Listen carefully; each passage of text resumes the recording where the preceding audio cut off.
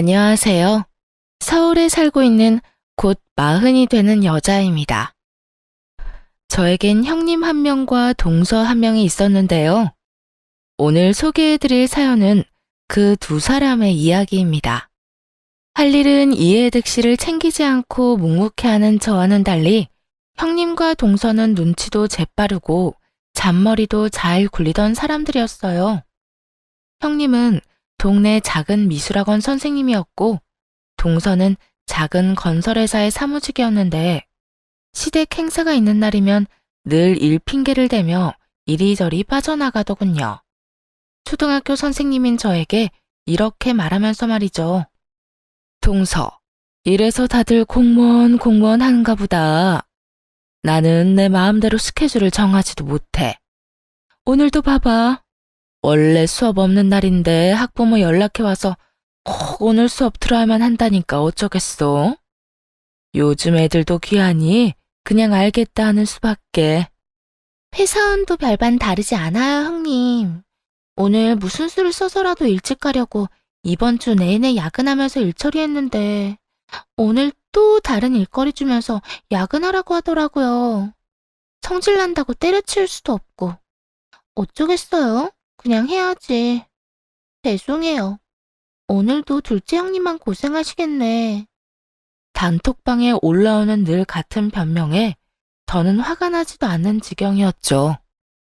혼자 일을 하는 것이 힘들긴 했지만 그렇다고 저도 핑계를 대며 가지 않게 되면 시모 혼자 고생할 것이 뻔하니 또 그럴 순 없겠더군요. 두 사람은 얄미웠지만 시모는 저와 성격이 꽤 잘 맞는 분이었습니다. 누구의 편도 들지 않고 한 발 물러서 상황을 살펴보셨고 저에게 일을 떠맡기지도 않고 늘 자신의 몫은 정확하게 해내는 분이셨죠. 그날도 마찬가지였어요. 형님과 동서는 주말인데도 불구하고 일 핑계를 대며 낮 시간엔 머리카락도 보이지 않았고 시모와 제가 늘 그렇듯 일을 분담하여 준비를 서두르고 있었습니다. 매번 애들이 바쁘니 너 혼자 고생하는구나. 아니에요. 어머님이 워낙 손이 빠르셔서 제가 할 일도 별로 없는걸요. 나야 늘 하던 일이니까 몸에 익어서 그렇고 너는 아니지 않니? 처음엔 다들 와서 돕는 척이라도 하더니 1년쯤 전부턴 바쁘다는 핑계로 다 준비해 놓으면 얼굴만 비추고 가버리니 같은 변명도 한두 번이지. 어찌 그리 변명도 성의가 없는 것인지. 정말 바쁠 수도 있고 아니면 다른 일이 있겠죠. 너무 놓여 마세요. 처음엔 저도 좀 힘들긴 했는데 저도 3년 하다 보니까 이제 적응이 돼서 그렇게 힘들진 않아요. 둘째 네가 벌써 시집 온 지 3년이나 된 게야? 세월 참 빠르구나. 에휴, 어쨌거나 네가 좀 더 고생 좀 해주려무나. 내가 죽기 전엔 이 제사 더 없애주고 갈 터이니 우리 다 죽고 나면 너희는 편히 살아. 일이 고돼도 시모가 마음을 저리 헤아려 주니 위로가 되더라고요. 말 한마디에 천냥 빚을 갚는다더니 가끔 시모가 하는 공감과 위로의 말이 좋았습니다. 그렇게 시모와 이런저런 이야기를 하며 준비를 끝내고 나니 동서가 먼저 그 뒤를 형님이 따라 들어오더군요. 그리곤 약속이라도 한 듯 두 사람 다 봉투를 내밀더라고요. 수고비라면서요. 동서, 수고했어. 이거 얼마 안 되지만 오늘 몸고생했을 텐데 마사지라도 받아. 저도 얼마 안 되지만 준비했어요, 형님. 내일 맛있는 거라도 사드세요. 매번 감사하고 죄송해요. 고작해야 10만 원. 누굴 거지로 하는 것도 아니고 매번 얼마 되지도 않는 봉투로 인사치레는 충분히 했다고 생각하는 두 사람이 그날따라 얄밉더라고요. 돈 봉투는 됐고 형님이 고생 좀 해주셔야겠어요. 동서, 형님 도와서 뒷정리 좀 해. 난 무리했더니 몸살이 오려고 해서 먼저 좀 가야 할 것 같아. 뭐? 우리 둘이 함께 이 많은 뒷정리를 언제 다 해? 동서가 있어야 빨리 끝나지. 맞아요. 형님은 매번 하던 일이지만 첫째 형님이랑 저는 하는 시육만 해서 요령도 에, 그게 아니라 하여튼 형님이 계셔야 빨리 끝나죠. 말 한 번 잘했네. 일도 많이 해봐야 늘고 요령도 생기는 거 아니겠어? 이참에 나 없이 두 사람 호흡 좀 맞춰봐. 그동안 얼마나 이런 일을 안 해봤으면 나 없이 못하겠다는 말이 나오겠어? 시간이 얼마나 걸리든 내 알 바 아니니까 나 붙잡고 늘어지지 마.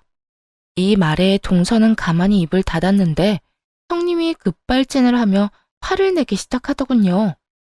동서, 지금 나 들으라고 하는 이야기야? 맏며느리가 돼서 이런 일에 줄곧 빠졌다고 핀잔 주는 거야, 뭐야? 내가 놀면서 안 왔어? 말했잖아. 나도 학부모들이랑 애들 스케줄 때문에 어쩔 수 없었다고. 피차 잘 아는 사람들끼리 그 정도도 이해 못해? 제가 뭐라고 했나요? 전 그저 제 몸이 아파서 먼저 가겠단 말을 했을 뿐이고 형님이 저를 붙잡았잖아요. 그래서 두 사람이 좀 알아서 하라고 했는데 제 말 어디에 핀잔이 있었나요? 왜요? 괜히 찔리나 봐요? 형님 말대로 일이 그렇게 돼서 못 온 건데 왜 혼자 제발저린 사람처럼 나를 세우세요? 형님은 어떻게 해서든 말싸움에서 이겨보려 입을 열었지만 그 순간 심호가 나서 그 상황을 깨끗하게 정리해버리더군요. 대놓고 제 편을 들어주며 말이죠. 몸이 안 좋으면 가야지. 둘째, 뒷정리는 신경 쓰지 말고 얼른 가보거라. 몸도 안 좋다는 애가 뒷정리까지 왜 신경을 쓰니? 여기 사람이 몇 명인데. 내가 네 남편한테 나가서 차에 시동 걸어 놓으라 했으니까 얼른 가보거라. 평소엔 며느리들 대화엔 절대 끼는 법이 없던 시모까지 나서 저의 등을 떠밀어주니 두 사람은 아무 말도 하지 못하더군요. 시모는 제가 평소에 좋아하던 음식까지 싸주며 배웅해 주셨고 저는 편안하게 집으로 돌아왔죠. 그리고 다음날 동서에게 연락이 오더라고요.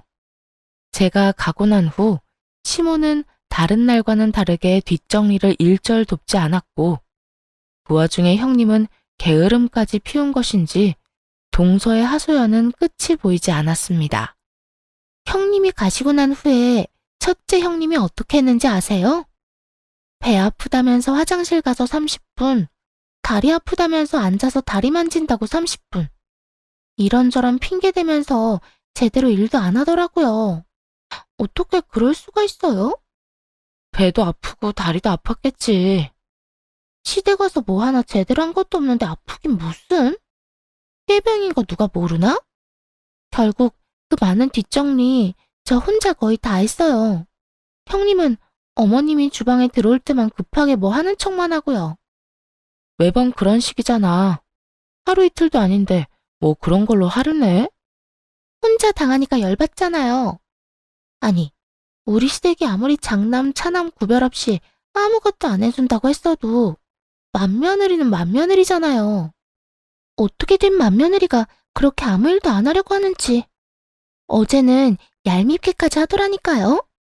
최근 두 사람 때문에 혼자 독박으로 고생한 사람이 저라는 사실은 전혀 생각지도 않은 듯 했어요. 하소연 상대를 잘못 골라도 한참 잘못 고른 것이었죠. 그러면 그 많은 걸 혼자 다 했단 말이야? 제가 동서 편을 들어주는 듯한 분위기를 풍기자 동서는 더 흥분한 목소리로 형님을 욕하기 시작했습니다. 네, 종일 서서 혼자 설거지하고 다 닦아 정리하고 오늘 아침에 겨우 일어났어요. 다리에 알도 배고 허리도 뻐근한 게 온몸이 다 아픈 거 있죠? 큰형님, 진짜 너무하지 않아요? 그러니까 동서가 그러니 나는 어디 성한 곳이 있었겠어?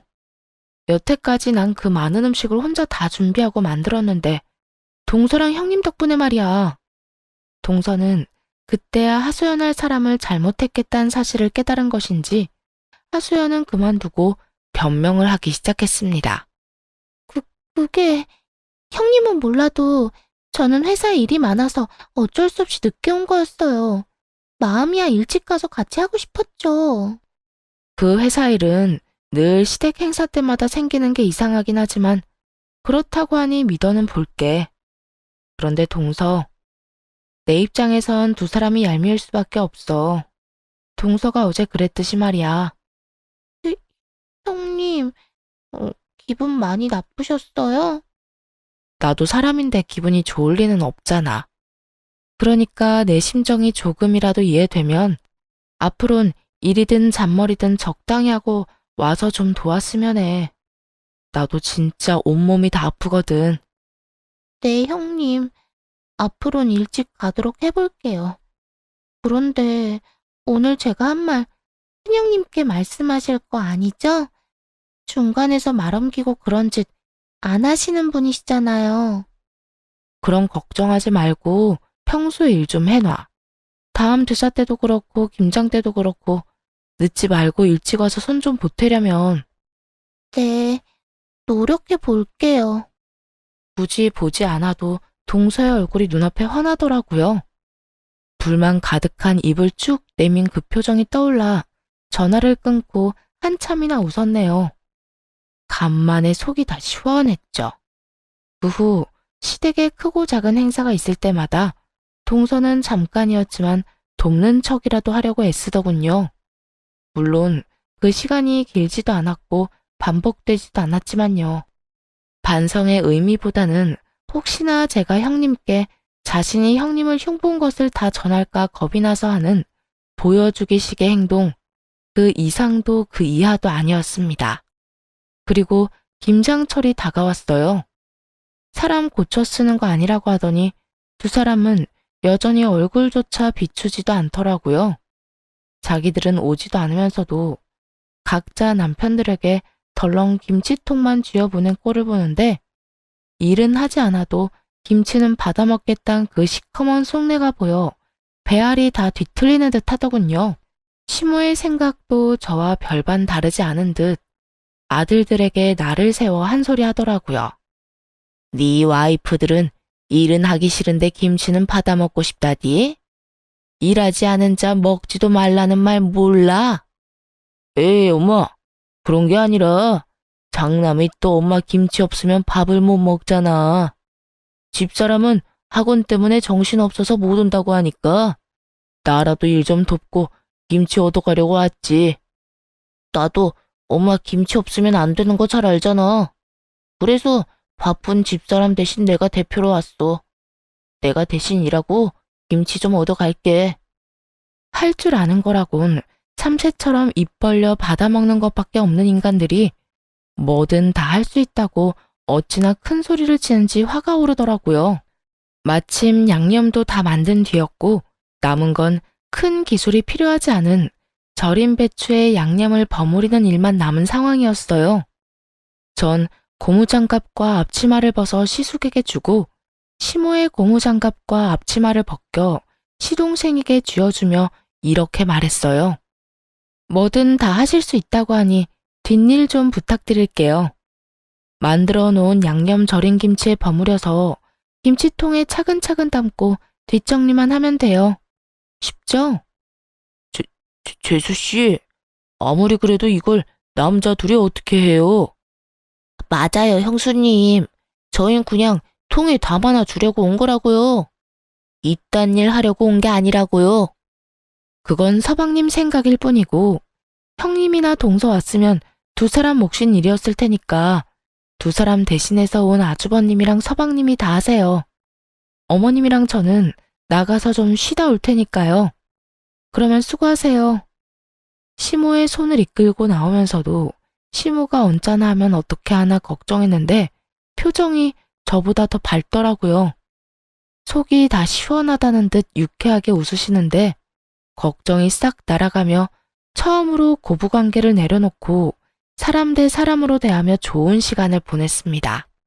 아침부터 이것저것 준비하느라 밥도 제대로 먹지 못했던 터라 값비싼 고깃집에 가서 배도 채우고 경치 좋은 곳으로 가 커피도 한잔 했고요. 쉴 새 없이 수다도 떨다 보니 밤이 다 되어서야 시댁으로 돌아가게 되었죠. 죽이 되든 밥이 되든 이번 김장은 망했다는 생각으로 돌아가니 각자 남편에게 연락을 받고 온 형님과 동서가 일을 다 끝내고 소파에 앉아 저희를 기다리고 있더라고요. 부부싸움이라도 한 것인지 남자들은 보이지도 않았고 두 사람은 사전에 계획이라도 세운 듯 동서는 시무를 데리고 방으로 들어가 버리고 형님은 저를 데리고 작은 방으로 가더군요. 동서, 이게 뭐 하는 짓이야? 남자들이 뭐 할 줄 아는 게 있다고 그 사람들한테 일을 다 떠넘기고 나가버리면 어떻게 해? 그걸 그렇게 잘 아는 사람이 남편 손에 김치통만 덜렁 쥐어서 보냈어요? 일 대신하라고요? 일을 하기 싫으면 김치 욕심이나 내질 말지. 형님이야말로 그게 무슨 치사스러운 짓이에요? 뭐? 치사? 욕심? 무슨 말을 그렇게 해? 어차피 김장 넉넉히 하는데 우리한테 나눠줘도 되는 거잖아. 동서네가 일일이 가져다주는 수고스러움이라도 덜어줄까 해서 남편이라도 보내줬으면 고마워할 줄 알아야지. 어디서 끝까지 큰 소리야? 형님이야말로 끝까지 뻔뻔하네요. 바빠서 못 온다는 사람이 남편 전화에 이렇게 달려와서 김장도 끝내고 뒷정리까지 한 걸 보니 바쁘다는 말은 다 거짓말이었나 봐요. 그건 때마침 오기로 한 애가 못 온다고 해서 겨우 시간 내서 온 거라고. 그걸 지금 믿으라고 하는 말인가요? 형님은 제가 바보라도 되는 줄 아나 봐요. 저 바보 아니거든요. 누가 동서 보고 바보라고 그랬어? 사실을 사실대로 말했을 뿐인데 왜 자학을 하고 그래? 사실은 무슨 거짓말인 거 다 알고 있어요. 매번 거짓말로 넘어가는 거 뻔히 알면서도 눈 감아줬으면 최소한 통만 쥐어서 보낼 생각은 말았어야죠. 사람 약 올리는 것도 아니고 그게 뭐 하는 짓이에요? 동서, 평소에 쌓인 게 많은 건 알겠는데 지금 너무 버릇없다는 생각은 안 해? 완전 하극상이지, 하극상. 내가 서열로 보나 나이로 보나 동서보단 윗사람이야. 아무리 기분이 상했다고 해도 예의는 갖추란 말이야. 예의를 그렇게 중시하는 사람이 나이 많은 시어머니는 죽어라 일하는데 이때껏 코빼기도 안 비쳤던 거예요? 그런 말을 하려거든 평소에 행동이나 똑바로 하고서 하세요. 그딴 식으로 굴어놓고 이제 와서 위계질서 같은 것 따지면 그 말이 와닿기나 하겠어요? 코빼기도 안 비쳤다니. 나도 그렇고 막내 동서도 그렇고 바쁘기 전에는 누구보다 일찍 와서 일 도맡아서 했어. 이거 왜 이래? 전 그게 언제적 이야기인지 기억도 안 나는데 형님 기억력은 참 남다르네요. 하여튼 전 앞으로도 이런 식으로 형님이나 동서가 치사하게 굴면 똑같이 치사하게 굴 거니까 그런 줄 아세요. 한치의 양보도 없었던 말다툼을 끝낸 후 집으로 돌아가려고 하니 두 사람은 제 몫의 김치는 따로 챙기지도 않았더라고요. 기대도 하진 않았지만 기분이 나쁜 건 어쩔 도리가 없더군요. 이미 형님과 한 차례 실랑이를 하느라 기운이 다 빠져 그냥 집으로 돌아가려는데 시모가 저를 붙잡고 형님과 동서에게 한 소리 하기 시작했죠. 너희, 이게 뭐 하는 짓이야 도대체? 마무리는 너희가 했을지 몰라도 밑작업이랑 양념은 둘째가 다 고생해서 만들었다. 그동안 너희 입에 들어갔던 김치도 마찬가지인데 어찌 이렇게 애들이 마음을 좁겠어? 시모는 호통을 치며 김치를 다시 배분해 나눠주었고 두 사람은 아무 말도 하지 못한 채 그 상황을 지켜만 보더군요. 내 이때껏 두 사람이 뭘 하든 너희들이 일이니 아무 말 안 했는데 이런 짓은 좀 너무하지 않니? 양심도 생각도 없는 동물도 아니고 앞으로 이런 치사한 짓은 하지도 말거라. 알겠어? 단순히 김치만 두고 하는 말이 아니었습니다. 시모는 이때껏 있었던 일을 다 지켜보고 있었다는 의미를 담아 말했고 두 사람도 그 숨은 뜻을 모를 리가 없었죠. 하는 수 없이 두 사람은 저에게 억지 사과를 하고 집으로 돌아갔고 그 후 앙심을 제대로 품었는지 하는 척만 하는 신용은 점점 더 심해지더군요. 고생스럽긴 했지만 시모와 성격이 잘 맞는 편이라 시댁에 갈 때마다 고부 갈등은 없다는 걸로 위안을 삼곤 했습니다. 그러던 어느 날 집에 혼자 있던 시모가 화장실에서 넘어지는 일이 일어났어요. 다행히 큰일은 없긴 했지만 아찔한 순간이었네요. 시모는 넘어진 즉시 두 아들에게 먼저 연락을 했다고 하더라고요. 시숙은 장남이고 시동생은 그나마 제일 가까운 곳에 살았던 터라 먼저 생각이 났다고 했어요. 하지만 두 사람은 전화조차 받지 않았고 형님과 동서도 마찬가지였죠.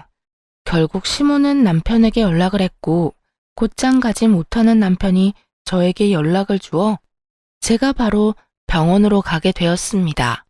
어머님, 괜찮으세요? 많이 놀라셨죠? 괜찮아.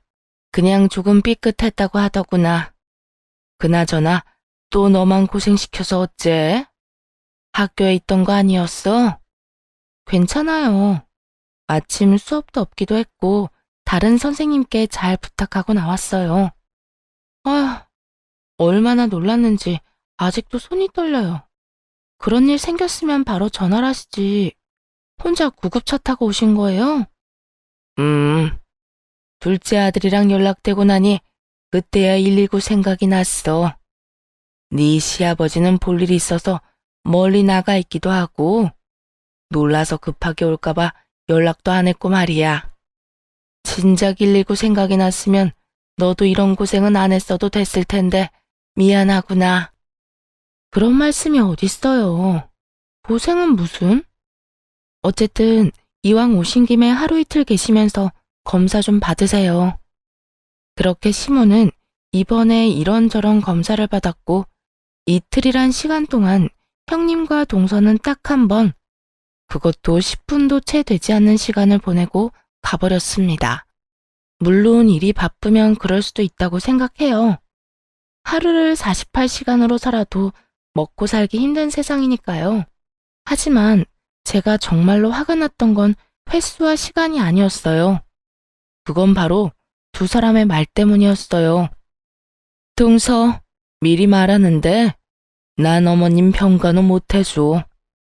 허리 삐끗한 거 하루 이틀 만에 나을 것도 아니고 어머님 나이도 있으시니까 꽤 오래 갈 건데 그냥 입원을 더 하든 요양원으로 모시든 해. 저는 형님들 뜻에 따르긴 할 건데, 참고로 저도 회사 일이 바빠서 연차도 못 쓰는 상황이니까 그건 감안하시고 결정 내려주세요. 심하진 않아도 어쨌든 몸이 불편한 시모를 보살피는 일, 며느리 입장에선 달갑지 않은 일이라는 건 잘 알고 있습니다. 하지만 시모를 마치 중병 든 노인 취급하는 두 사람을 보는데 어이가 없어 할 말이 없더군요. 그 와중에 어떻게 해서든 피해를 보지 않으려 미리 선수를 치는 모습은 저를 더더욱 화나게 했죠. 형님, 요양원이라뇨. 어머님이 하반신 마비가 된 것도 아니고 그냥 조금 삐끗하신 것 뿐이에요. 힘을 제대로 쓰지 못할 뿐이지 충분히 일상생활이 가능하다고요. 일상생활이 가능만 할 뿐이잖아. 식사도 식사지만 청소, 빨래는 또 어떻게 할 거야? 난 못해. 그렇지 않아도 우리 집 살림만 해도 힘들다고. 저도요. 저희 집도 지금 엉망진창인데, 전 절대로 어머님 살림까지 신경 못 쓴다고요. 그만. 두 사람 뜻 충분히 알았으니까 이만 돌아가세요. 동서도 그만 가봐. 하늘이 두 쪽이 나도 두 사람한테 도와달라는 말 안 할 테니까. 두 사람은 만족한다는 듯 미소를 보이며 돌아갔고 시모는 퇴원을 하게 되었습니다. 퇴원하는 날에도 두 사람뿐만 아니라 그 두 아들 놈들 역시 얼굴도 비추지 않더군요. 그 후로도 시댁엔 찾아오지 않았고 예의상 연락 몇 통은 오더라고요. 시모는 티는 내지 않았지만 서운한 기색이 역력했고 남편과 제가 더욱 신경을 쓰기로 했어요. 전 몇 달 동안 시댁을 오가며 평일엔 퇴근 후 시부모님 좋아하는 음식을 사가서 저녁을 먹고 가볍게 청소와 빨래를 해드렸고 주말에는 남편과 함께 가서 지내다 오곤 했죠. 저의 이런 행동을 당연하다 여기지 않고 항상 고맙다는 말을 아끼지 않는 시모와 더욱 가까워졌죠. 그렇게 2년이란 시간이 지나고 어느 날은 시모가 온 가족을 집으로 부르더라고요. 잦은 일이 아니었기에 모든 식구들이 의아한 마음으로 시댁에 모이게 되었죠. 이렇게 모이라고 한 이유는 미리 재산을 좀 나눠주려고 불렀다. 간단하게 말을 마친 시모는 세 아들에게 각각 통장을 나눠주기 시작했어요. 한 발 뒤에 물러서 통장의 잔액들을 보니 그 금액에 차이가 있더라고요. 시숙은 700만 원, 시동생은 500만 원인 반면 남편의 통장에는 꽤 많은 돈이 들어 있었습니다. 시숙도 남편의 통장 금액을 본 듯 언성을 높이며 시모에게 따지기 시작하더라고요. 엄마, 왜 난 700만 원이고 현승이 통장엔 저렇게 많이 들어있는 거야? 형은 700만 원이야? 난 500만 원이야. 둘째 형은, 뭐야? 둘째 형은 왜 이렇게 많아? 1, 2천도 아니고 5억이잖아, 5억. 두 아들의 원성에 시모는 태연하게 이렇게 말했습니다. 그걸 몰라서 물어? 너희 통장에 든 돈은 이날 이때껏 너희가 우리한테 준 용돈 모은 돈이다. 그래도 장남이라고 막내보다 200만 원 더 줬더라. 그리고 둘째 내는 이때껏 우리한테 돈도 돈이지만 마음을 많이 써줘서 결혼할 때 받은 집값까지 보태서 넣었다. 모두들 상상하지도 못한 돈이었죠. 평소 시부모님들은 이런 말씀을 틈만 나면 했으니까요. 우리 너희한테 할 만큼 했다. 이날 이때껏 키워주고 공부도 원하는 만큼 다 시켜줬고 결혼할 때 집도 적은 돈으로 가지게 해줬으니 말이다. 그러니 더는 우리한테 기대하지 마라. 남은 우리 돈은 우리가 알아서 다 쓰고 죽을 것이니 잘 보이려고 애쓰지도 말거라. 물론 처음엔 형님과 동서는 이 말을 믿지 않고 시댁 행사에 잘 참여하며 한 푼이라도 더 뜯어내보려고 노력했었습니다. 하지만 시부와 시모는 이 말이 100% 진심이라는 듯 하나둘 처분하신 돈으로 여행도 다니고 병원도 자주 오가며 돈을 아끼지 않고 쓰셨어요. 저 이야기도 반복해서 하시기도 했고요. 작정하고 한 번 쓸 때마다 꽤 큰 돈을 쓰는 시부모님들을 보며 그 추세라면 물려받을 것이 없다고 생각한 형님과 동서는 그때부터 시댁일에 손을 놓기 시작했던 것이었죠. 시모는 아무 말도 하지 않고 새 자식과 새 며느리가 어떤 식으로 구는지 지켜봤고 그 결과가 통장에 찍힌 금액으로 나타난 것이고요. 저와 남편은 얼떨떨한 마음에 아무 말도 하지 못하고 있었고 화가 난 시숙은 시모에게 언성까지 높이며 모함을 지르더라고요. 아무리 그래도 이건 차별이 너무 심하잖아. 현승이가 엄마한테 잘해봤자 장남인 나보다 잘했겠어? 장남인 너보다 훨씬 더 잘했어. 지난 몇 년간 너희는 우리 집에 무슨 일이 일어나든 관심도 없었던 반면 둘째 내는 내가 다친 이후론 주일마다 우리 집에 와서 무슨 일이든 먼저 나서 도와주곤 했다. 평일에도 마찬가지고 말이야. 그건 우리도 마음으론 100번, 1000번 더 오고 싶었다고. 그런데 일이 바쁜 걸 어떡해? 둘째네는 둘 다 집에서 노는 애들이니?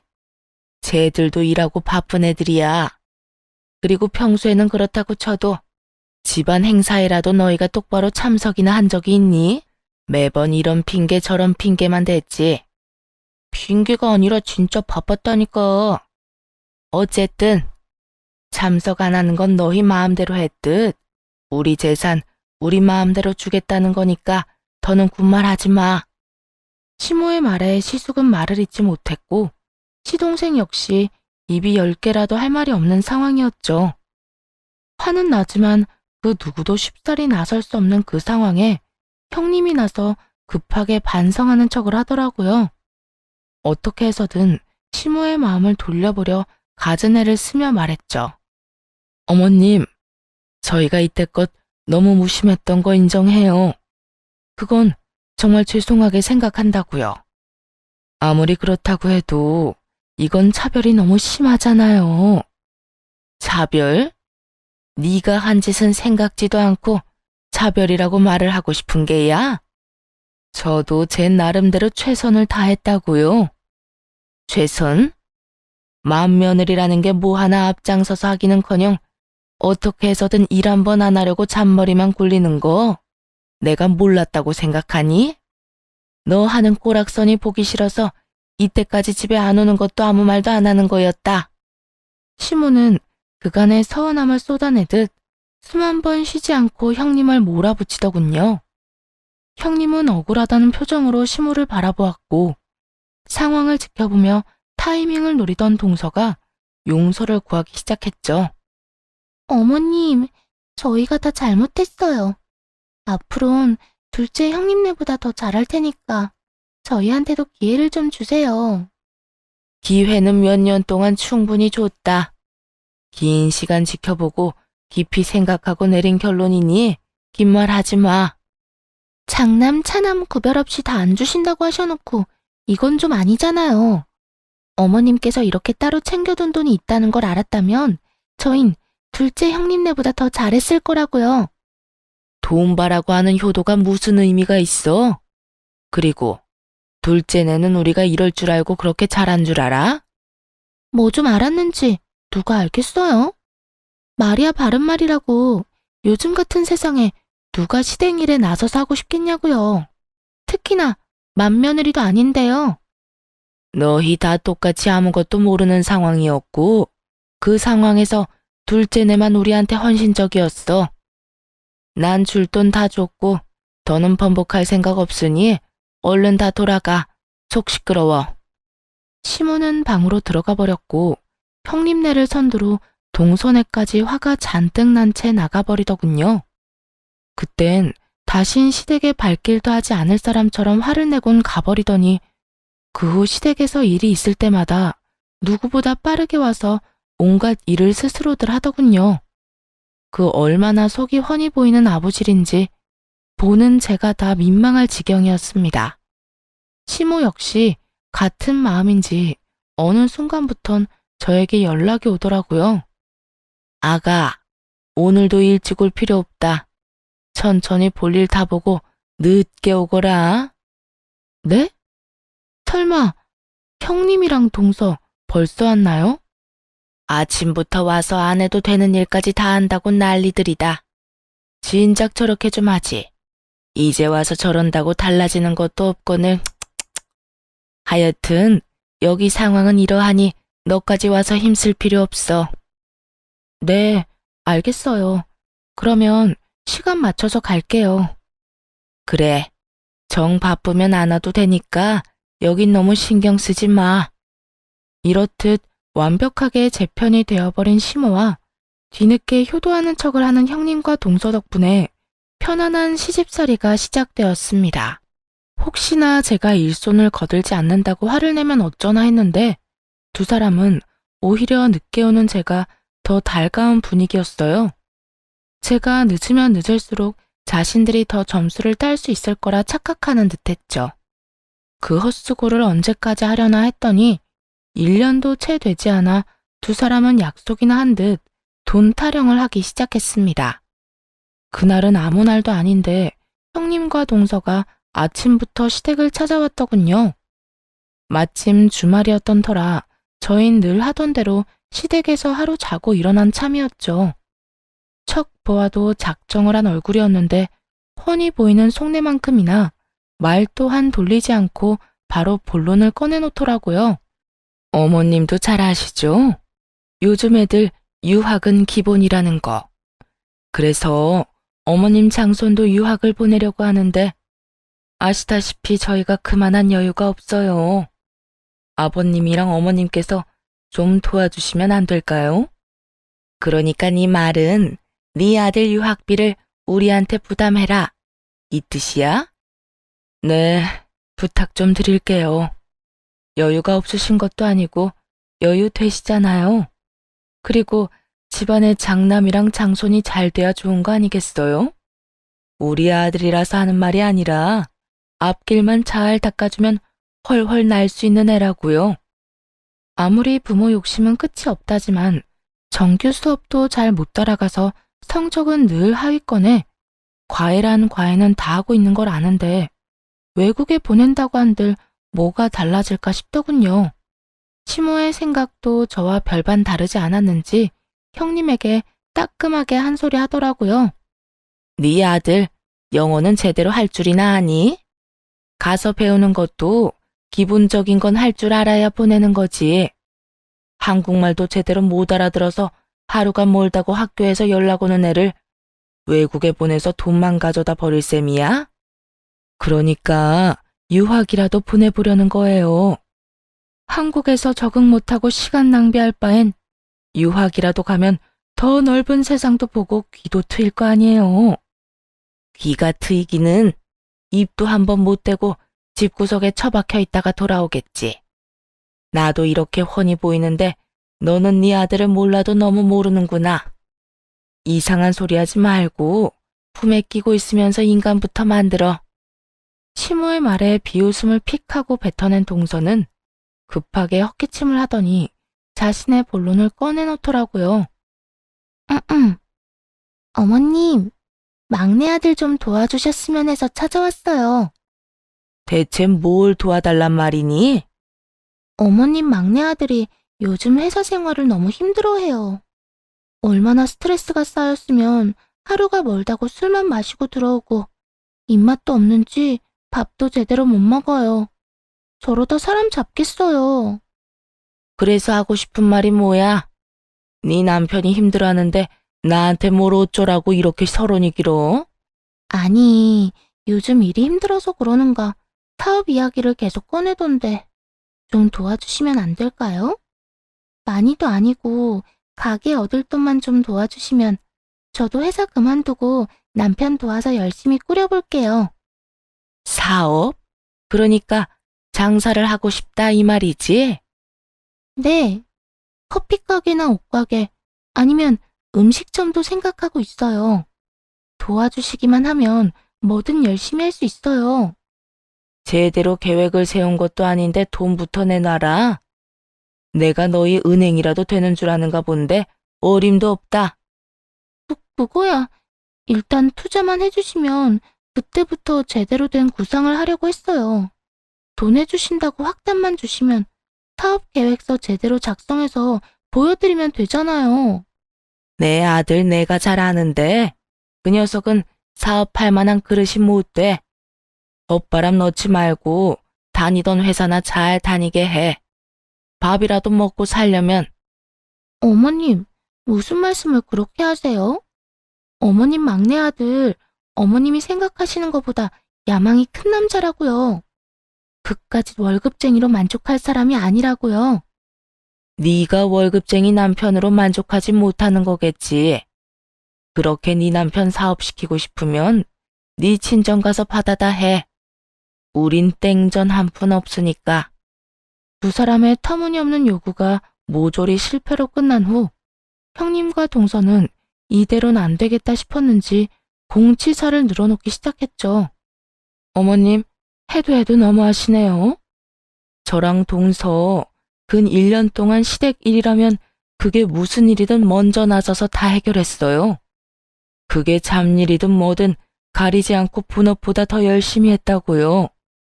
이 정도 했으면 둘째만큼은 아니더라도 조금은 주실 수도 있잖아요. 맞아요, 어머님. 저희도 할 만큼 했는데 도대체 언제쯤 재산 좀 나눠주실 거예요? 주는 사람 마음도 중요하지만 받는 사람이 필요할 때 주셔야 그 고마움이 더 큰 거 잘 아시잖아요. 저희 지금 돈 필요하다고요. 너희 지금 내 앞에서 공치사 짓거리라도 하겠다는 거야, 뭐야? 내가 너희한테 언제 일하라고 부추기기라도 했어? 너희 스스로 콩고물이라도 떨어질까 싶어서 헛수고한 거 아니냐?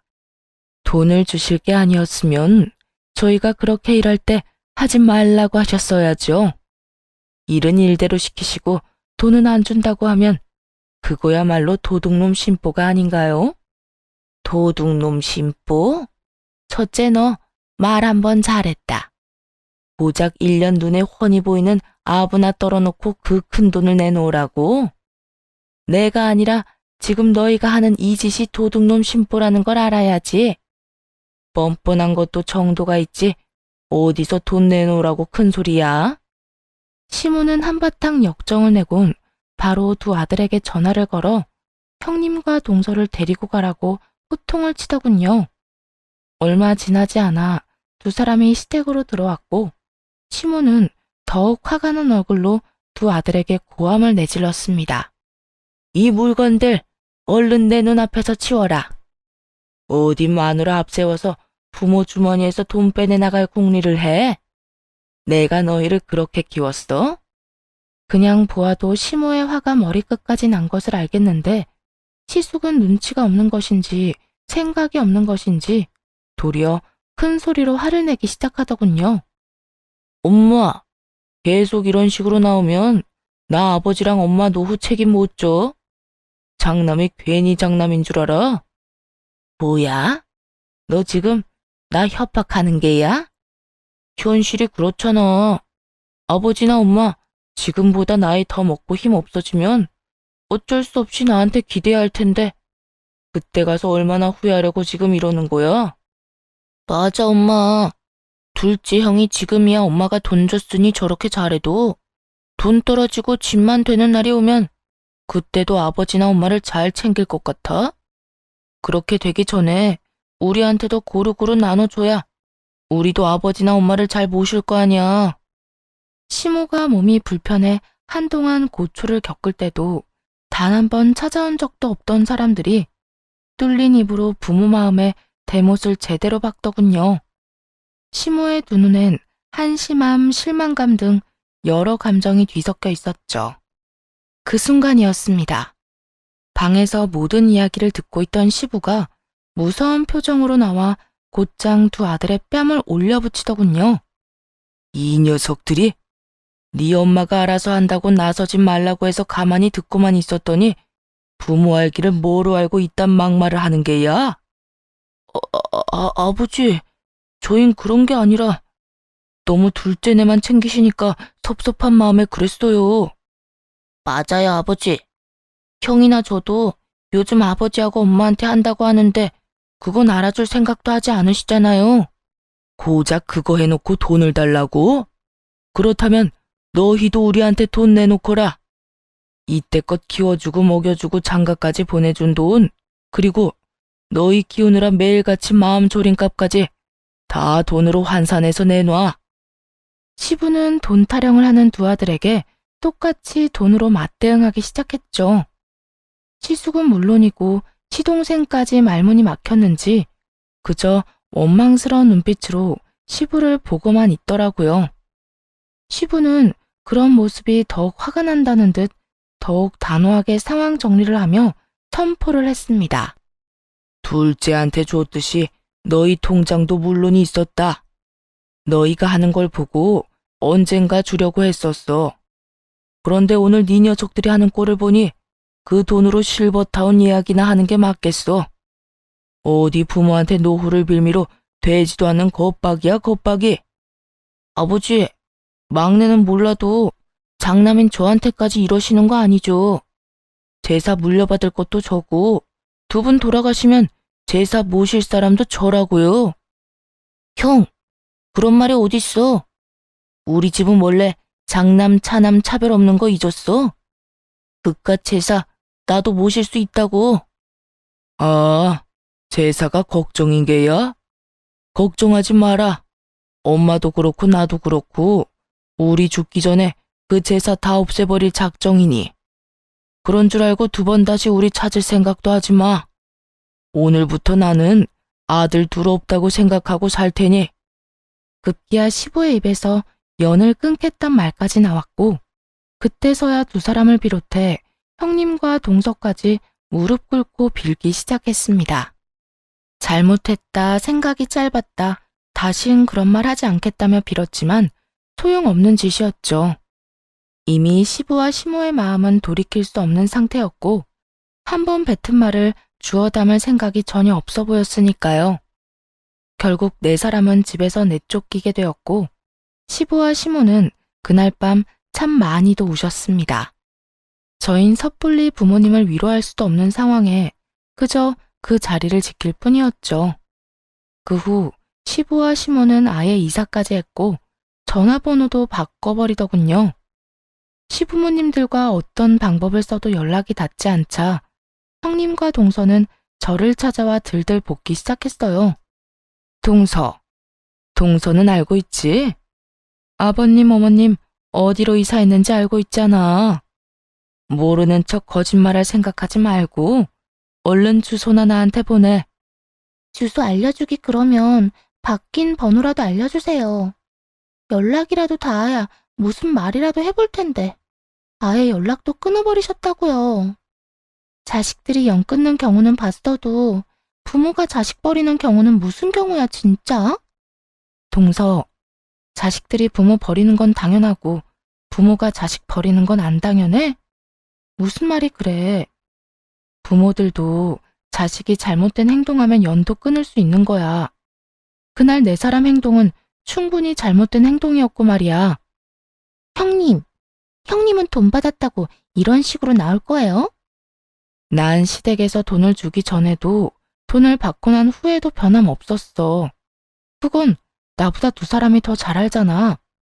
저를 향해 노골적으로 화풀이를 하는 동서에게 한마디 쏘아붙이곤 형님에게 엄포를 놓기 시작했습니다.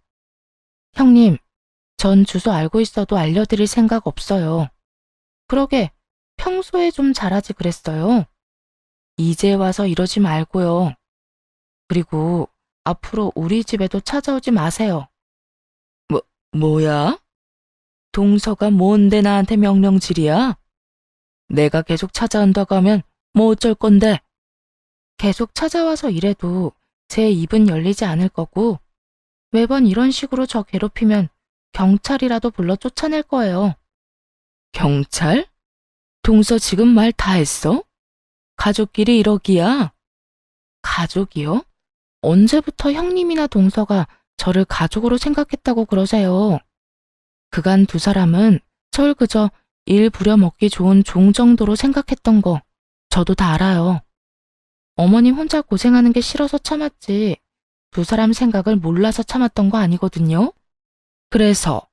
그래서 정말 우리를 경찰에라도 신고하겠다는 이 말이야? 고작 집으로 찾아와서 몇 마디 물었을 뿐인데? 고작 아니라 이 정도면 난동이에요, 난동. 그러니까 우리 집에서 난동 그만 피우고 당장 나가세요. 한마디만 더 하면 지금 바로 경찰에 신고합니다. 그리고는 곧바로 휴대전화를 꺼내들었고 두 사람은 혼비백산하여 주랭랑을 치더군요. 그 뒤로도 두 사람은 포기하지 않고 집으로 찾아왔고 결국 저희도 이사를 하게 되었습니다. 전화번호도 바꿔버렸고요. 그러게 평소에 중간이라도 하지 잔머리만 굴리며 시댁 무시하더니 제 몫을 놓친 것도 모자라 부모님이라는 든든한 뒷배마저 사라진 꼴이 보기 좋다 싶었네요. 그 후 들어보니 형님네는 당연히 장남 몫이 있을 거라 생각했는지 머리도 나쁜 아들 교육시킨다고 가랑이가 찢어졌다고 하더군요. 빚내서 학군 좋은 곳으로 이사도 하고 가해도 계속 시키고 있다고요. 동선에도 썩 유쾌한 상황은 아니었습니다. 시동생과 동서는 결국 회사는 그만두고 퇴직금과 퇴출을 받아 가게를 오픈했지만 6개월도 채 되지 않아 망하기 직전이라는 이야기를 들을 수 있었네요. 그렇게 2년 가까운 시간이 지났어요. 그 사이 시부모님들은 친정 근처로 이사를 했고 저희도 그 근처로 집을 다시 옮겼어요. 시부모님들은 마음이 많이 안정된 상태이고 요즘에 친정 부모님들과 자주 시간을 보내고 있습니다. 저녁이면 함께 산책 겸 운동도 하시고 낮에는 함께 모여 식사도 하며 느즈막이 좋은 친구 사이로 가깝게 지내고 있어요. 매년 2번 여행을 다니시곤 하는데 저희는 시부모님께 받은 돈을 여행 경비로 쓰고 있어요. 저희 이름으로 된 집도 있고 버는 돈으로 충분히 생활이 되기도 하기에 그 돈을 욕심내지 않고 감사한 마음으로 부모님들을 위해 쓰기로 한 것이죠. 앞으로도 이렇게만 살아가려고요. 저희 생활도 잘 즐기고 부모님들도 즐겁게 하루하루를 지낼 수 있게 말이에요. 이렇게 사연이 끝이 났네요. 긴 이야기였을 텐데 끝까지 들어주셔서 감사합니다. 다들 감기 조심하시고 행복하세요.